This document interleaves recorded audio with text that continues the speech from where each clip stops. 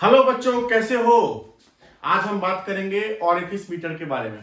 पिछली क्लास में हमने वेंचुरी मीटर के बारे में बात करा था और हमने कहा था कि वेंचुरी मीटर जो है वो एक फ्लो मीटर है, जिससे आप किसी भी पाइपलाइन से या अगर फ्लूइड फ्लो कर रहा है तो उसका वेलोसिटी और फ्लो रेट मेजर कर सकते हैं।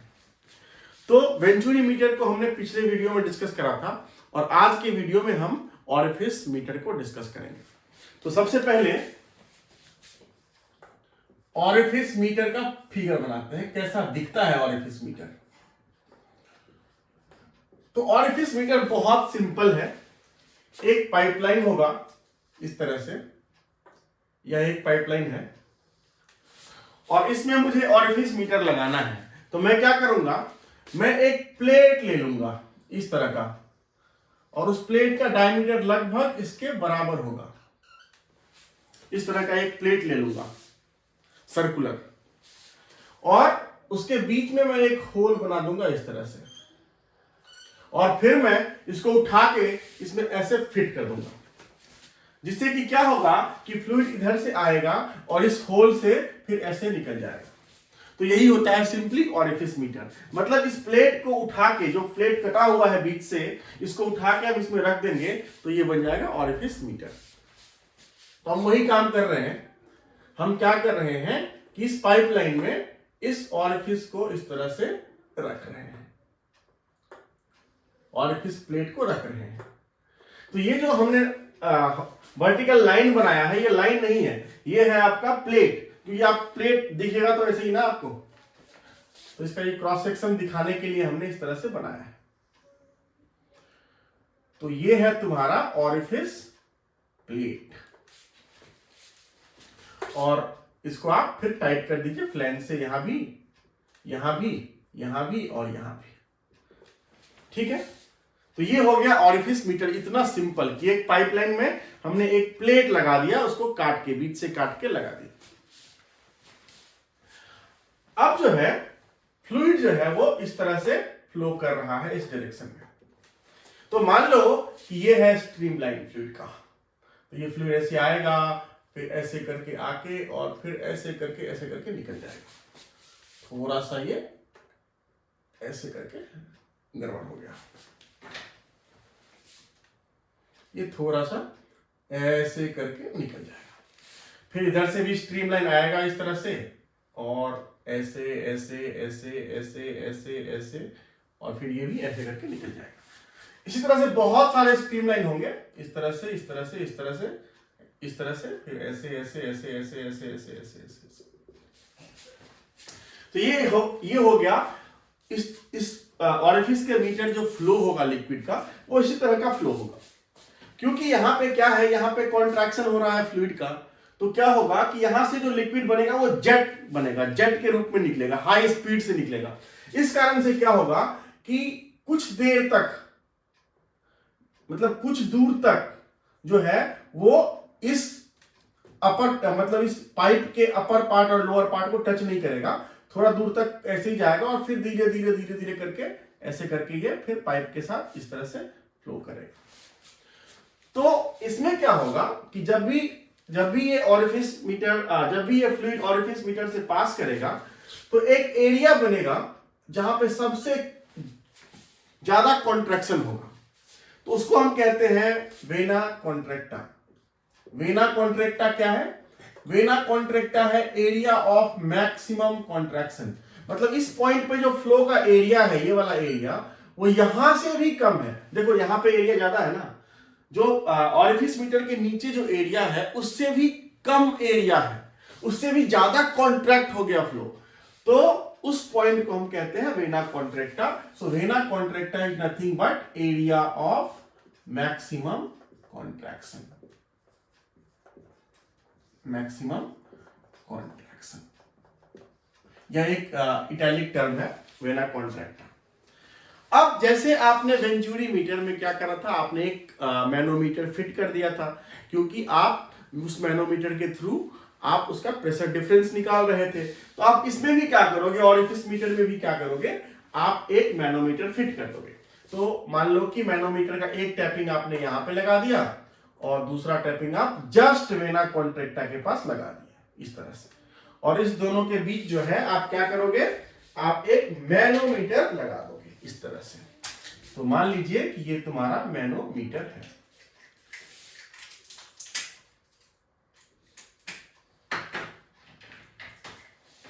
मान लो कि ये तुम्हारा मैनोमीटर है।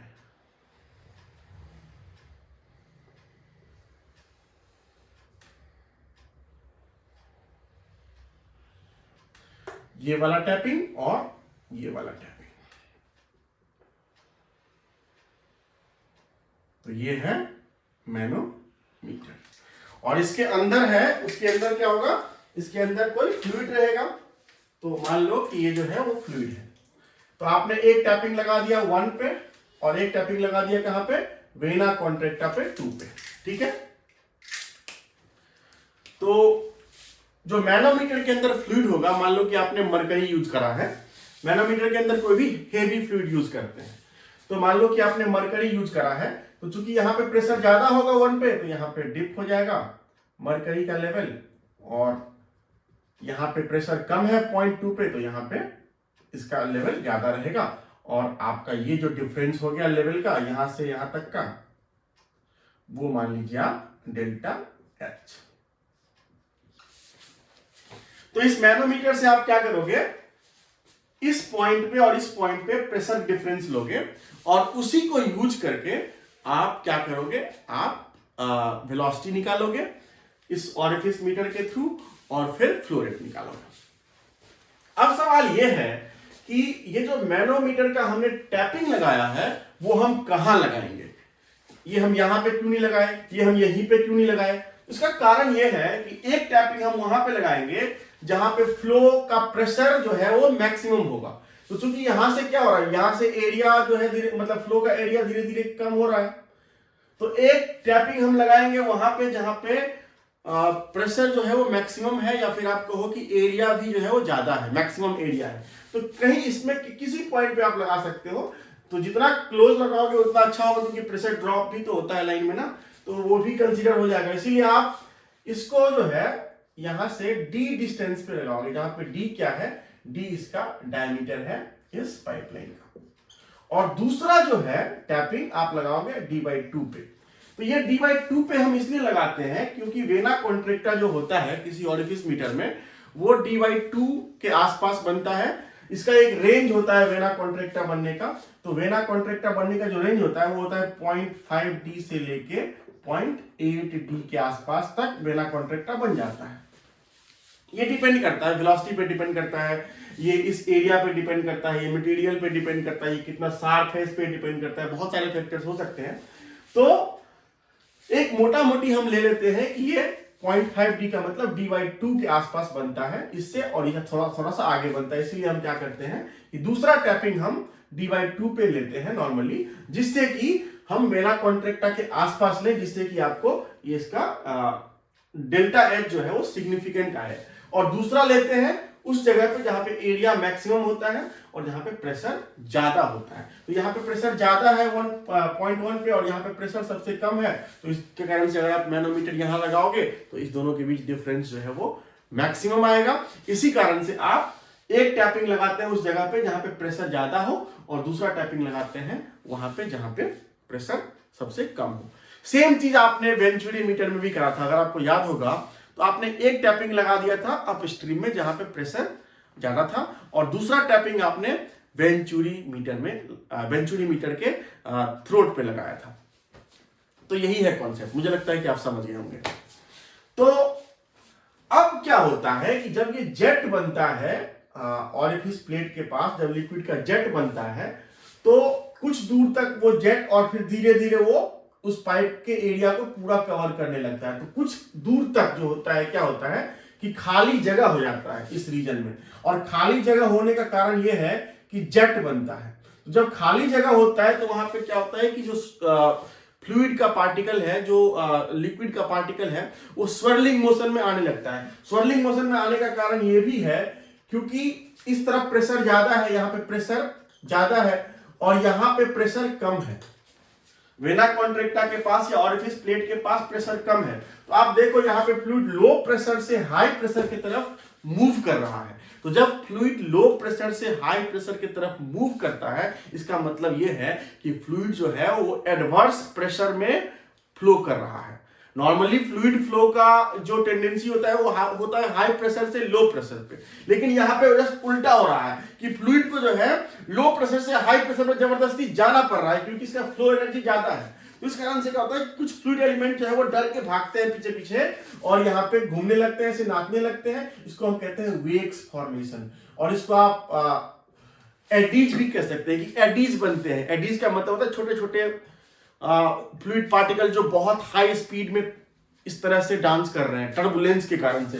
तो क्या होता है कि ये इस रीजन में जो खाली स्पेस है वहां पे प्रेशर ड्रॉप बहुत ज्यादा हो जाता है, क्योंकि यहाँ पे वेव्स फॉर्मेशन होता है, यहाँ पे एडीज फॉर्मेशन होता है, यहाँ पे बाउंड्री लेयर सेपरेशन भी होता है, क्योंकि ये सॉलिड से अलग हो गया है ये फ्लूइड का स्ट्रीम, राइट। क्योंकि इधर तो अलग नहीं हुआ था लेकिन इधर अलग हो गया है। इस कारण से जब अलग हो गया है तो जो खाली जगह में वेव्स फॉर्मेशन होता है। सेम कॉन्सेप्ट है जो फॉर्म फ्रिक्शन का जो कॉन्सेप्ट है ना, वही कॉन्सेप्ट है। तो फॉर्म फ्रिक्शन के कारण क्या होता है कि यहाँ पे प्रेशर ड्रॉप होता है और यहाँ पे वेव्स फॉर्मेशन होता है। इसी कारण से क्या होता है कि ऑरिफिस प्लेट में, ऑरिफिस मीटर में वेंचुरी मीटर की तुलना में बहुत ज्यादा प्रेशर ड्रॉप होता है। तो ये एक बहुत बड़ा डिसएडवांटेज होता है ऑरिफिस मीटर का। वेंचुरी मीटर में क्या होता है कि यहां से जो डाइवर्जिंग सेक्शन होता है उसका एंगल धीरे धीरे बढ़ना स्टार्ट होता है। इस कारण से क्या होता है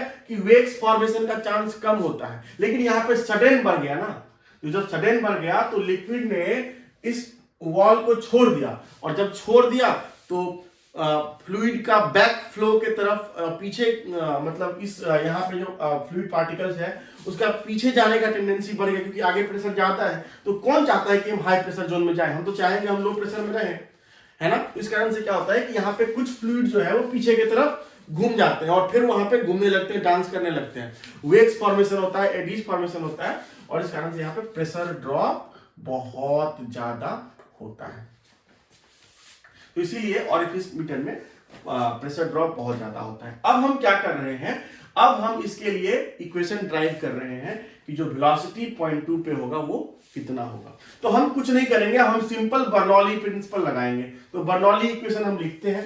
तो बर्नौली इक्वेशन आप जानते होंगे, P1 by rho g plus U1 square by 2G plus Z1 equal to P2 by rho g plus U2 square by 2G plus Z2। और यहाँ पे जब हम बर्नौली इक्वेशन लिख रहे हैं तो कोई लॉस नहीं मान रहे हैं, मतलब ये जो है ये डेरिवेशन जो है वो नॉन विस्कस फ्लूइड के लिए है जिसका विस्कोसिटी 0 है। तो बहुत इंटरेस्टिंग। अब ये देखियो कि ये जो ऑरिफिस मीटर है ये है हॉरिजॉन्टल, तो यहाँ पे आप चाहे तो Z1 और Z2 को काट भी सकते हैं और ना चाहे तो ना भी काटो, कोई फर्क नहीं पड़ता है। अगर मान लो कि ये ऑरिफिस मीटर थोड़ा एंगल पे आ जाए, ऊपर की तरफ या नीचे की तरफ या वर्टिकल हो जाए, तो फिर Z1 Z2 नहीं कर पाएगा। तो आप चाहो तो काट दो, ना चाहो तो ना काटो, क्योंकि यहाँ पे हॉरिजॉन्टल है तो हम काट देते हैं। तो यहाँ पे क्या हो जाएगा, यहाँ पे आप लिख सकते हैं कि P1 by rho g minus P2 by rho g, P2 को आप इस तरफ कर लो और ये हो जाएगा आपका U2 square minus U1 square by 2G। अब G से G काट दो, ये हो जाएगा P1 minus P2 by rho equal to U2 square minus U1 square by 2G। Point 2 कहां है? पॉइंट 2 है वेना कॉन्ट्रैक्टा पे, ये वाला है। ये ऑरिफिस प्लेट के नीचे नहीं है, ये पॉइंट अलग है। आप इसको कह लीजिए इक्वेशन नंबर 1। अब जो दूसरा चीज है वो ये है कि आप कंटिन्यूटी इक्वेशन लगा सकते हैं। तो कंटिन्यूटी इक्वेशन अगर पॉइंट 1 और पॉइंट 2 के बीच लगाओगे तो क्या होगा? कंटिन्यूटी इक्वेशन सिंपली क्या है? A1 U1 equal to A2 U2। ये क्या है? Continuity equation. तो अगर आप कॉन्टिन्यूटी इक्वेशन लगा दोगे तो यहां से क्या हो जाएगा? यहां से हो जाएगा U1 equal to A2 U2 by A1। तो यहां से U1 यहां पे पुट कर दो, ये हो जाएगा P1 minus P2 by rho equal to U2 square minus A2 upon A1 U1 square by 2। Sorry ये जी जो है वो कैंसिल हो जाएगा, आप इसको इरेज कर लीजिए। तो यहां से आप क्या है कि u1 स्क्वायर कॉमन आ जाएगा, तो ये हो जाएगा 1 minus a2 by a1 whole square upon 2। और यहां से आप क्या है u1 निकाल सकते, सॉरी u2 है, तो यहां से आप क्या है u2 निकाल सकते हैं। तो u2 क्या हो जाएगा, ये हो जाएगा आपका 2 into p1 minus p2 by rho upon 1 minus a2 by a1 whole square और इस पूरे का स्क्वायर रूट। तो ये जो इक्वेशन हो गया वो इक्वेशन हो गया आपका u2 निकालने का, u2 निकालने का। अब लेकिन यहां पे एक समस्या है।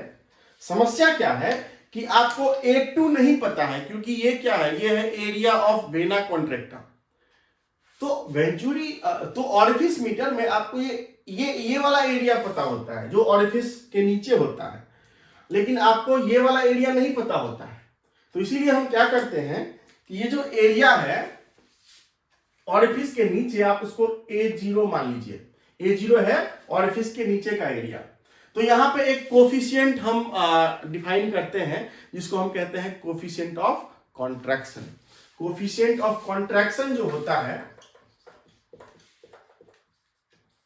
कोफिशिएंट ऑफ कॉन्ट्रैक्शन जो होता है वो ऑरिफिस मीटर के लिए डिफाइन होता है और इसको हम डिनोट करते हैं सीसी से, और ये होता है आपका A2 बाई A0, जहां पे A2 क्या है, A2 है area of vena contracta, vena contracta, और जो A0 है वो है आपका एरिया ऑफ ऑरिफिस प्लेट। जो ऑरिफिस प्लेट के नीचे का जो फ्लो एरिया है ये वाला, वो हो गया आपका A0।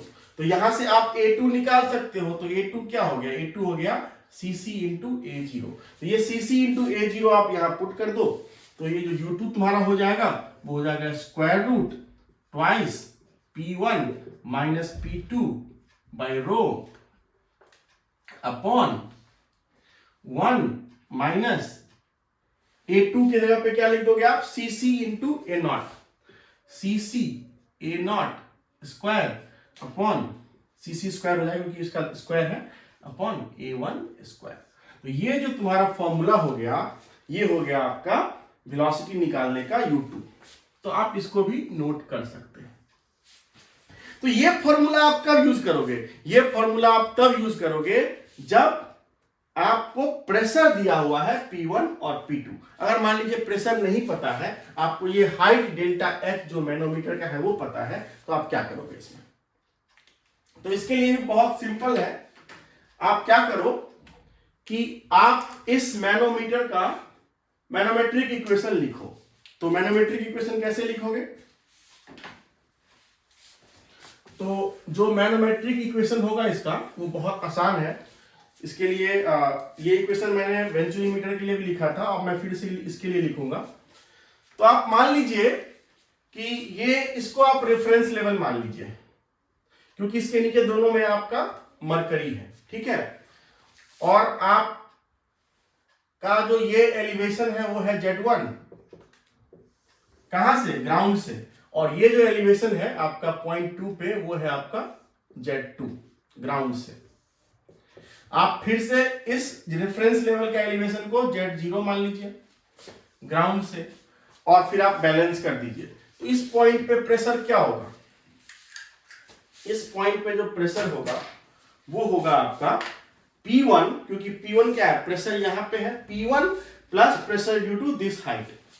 So P1 plus pressure due to this height. तो ये हाइट कितना है, यहां से इस पॉइंट से लेके इस पॉइंट तक हाइट कितना है, Z1 माइनस Z0। तो P1 प्लस, और यहां तक कौन सा लिक्विड है, वही लिक्विड जो इसके अंदर फ्लो कर रहा है। तो मान लो जो इसके अंदर लिक्विड फ्लो कर रहा है उसका डेंसिटी हम रो माने हैं, तभी तो बर्नौली इक्वेशन लिखे हैं। तो P1 प्लस रो G into Z1 minus Z0, ये हो गया आपका प्रेशर इस पॉइंट पे। और ये किसको बैलेंस करेगा, प्रेशर इस पॉइंट पे इस आर्म में। तो ये कितना होगा, ये होगा P2। P2 क्या है, प्रेशर यहां पे है, प्लस अगेन रो G, और pressure due to this height. लेकिन इसमें देखो कि यहां से यहां तक जो है वो है आपका वही लिक्विड जो इसके अंदर फ्लो कर रहा है, और इतने में कौन सा लिक्विड है जो मरकरी के अंदर है।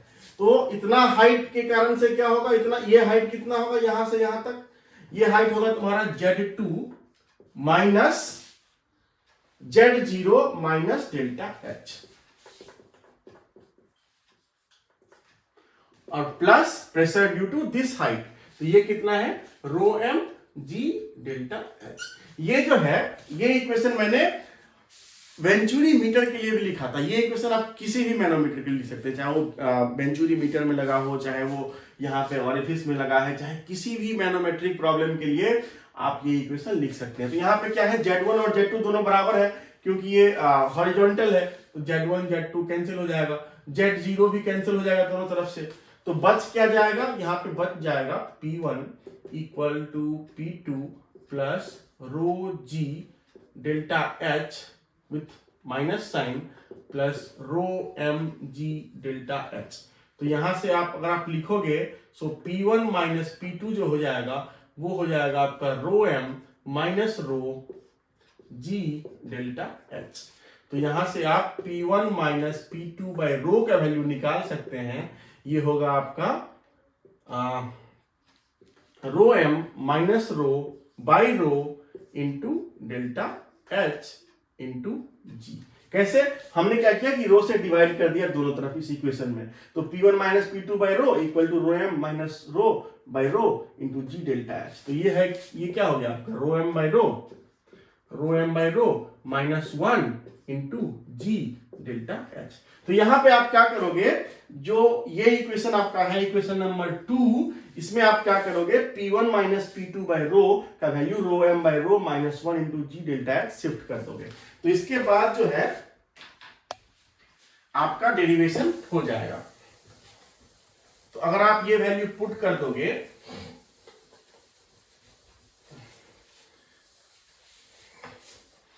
तो U2 क्या हो जाएगा, U2 हो जाएगा आपका square root of twice P1 minus P2 by rho का वैल्यू पुट कर रहे हैं।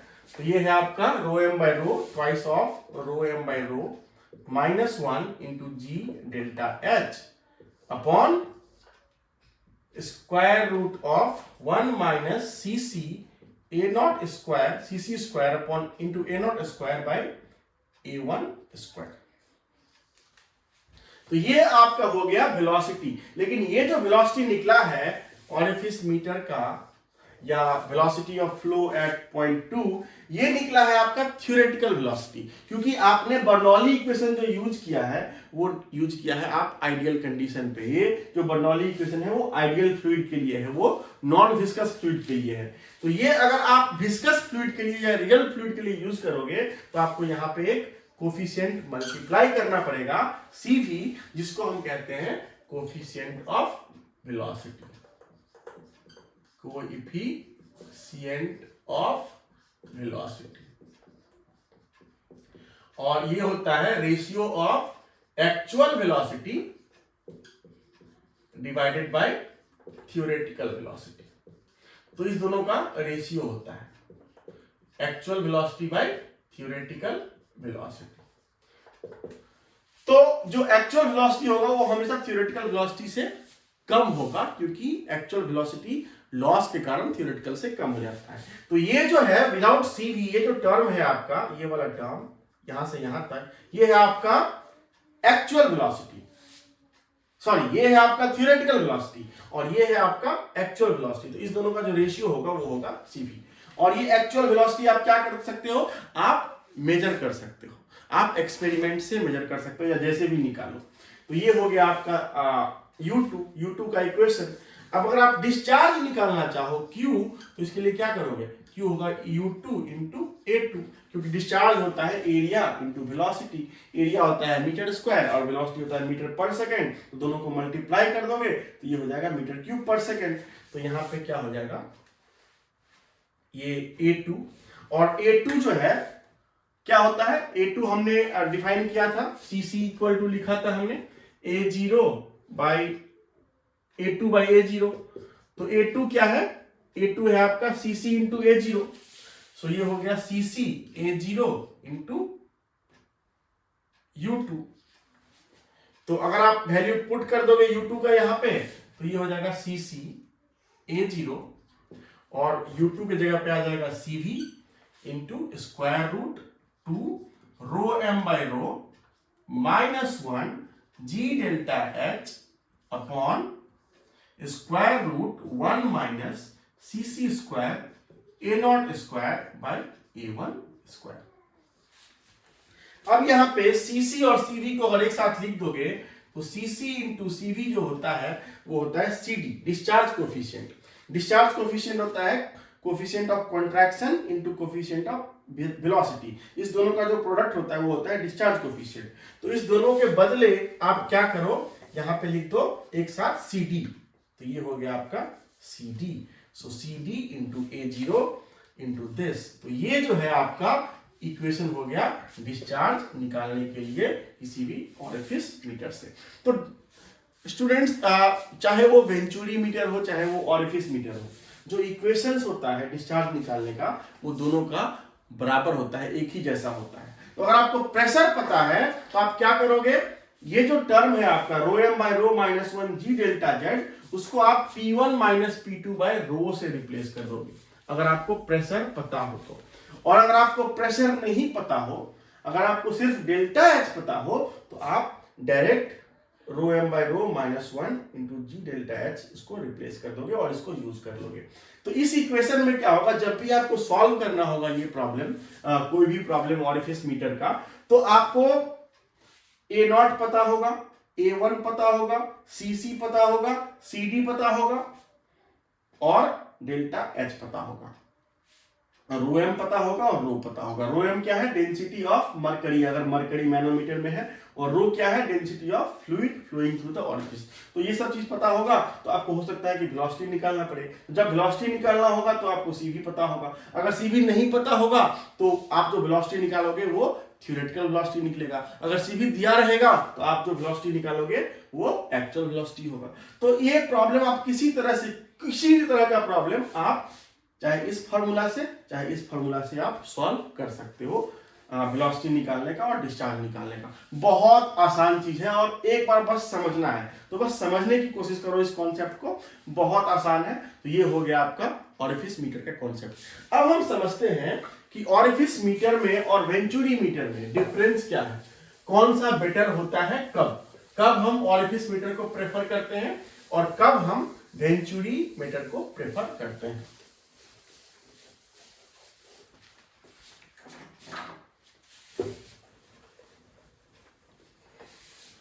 दोनों में कंपैरिजन कर रहे हैं।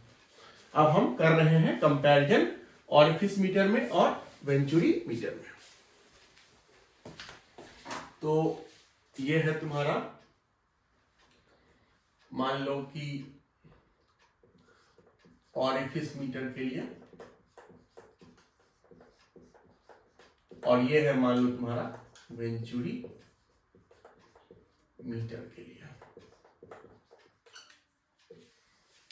तो आप जो कंपैरिजन कर सकते हैं, सबसे पहले प्रेशर ड्रॉप पे कर सकते हैं कि प्रेशर ड्रॉप किस में ज्यादा होता है।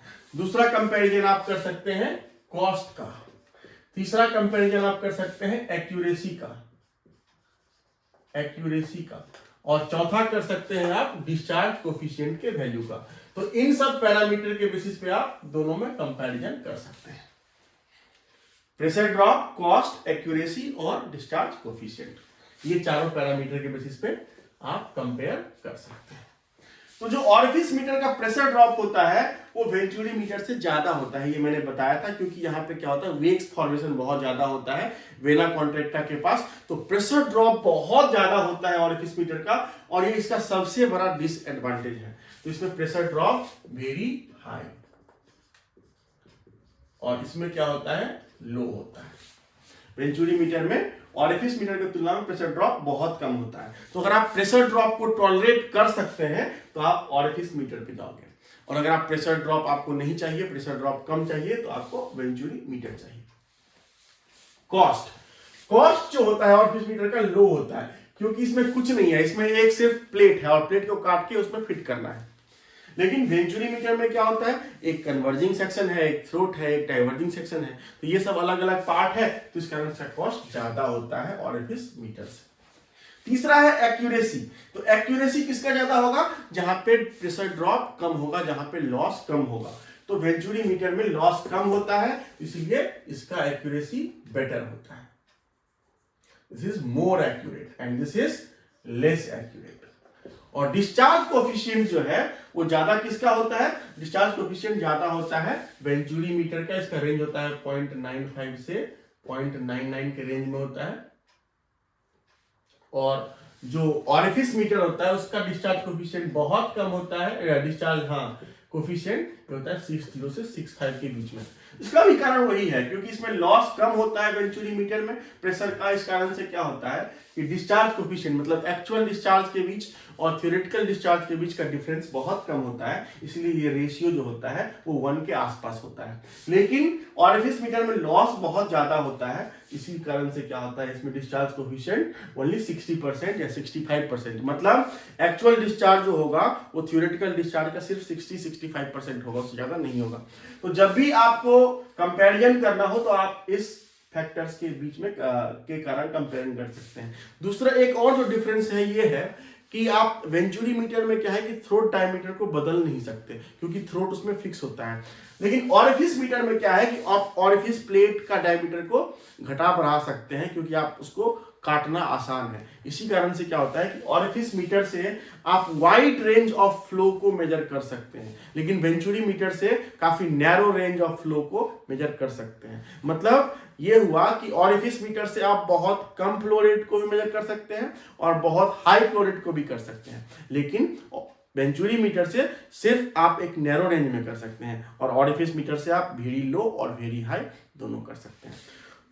तो स्टूडेंट्स, अगर आपको ऑरिफिस मीटर के सारे कॉन्सेप्ट समझ में आ गए और अगर ये इस लेक्चर में आपको मजा आया, और अगर आपने अभी तक इस चैनल को सब्सक्राइब नहीं करा है तो इस चैनल को सब्सक्राइब करिए और इस वीडियो को शेयर भी करिए।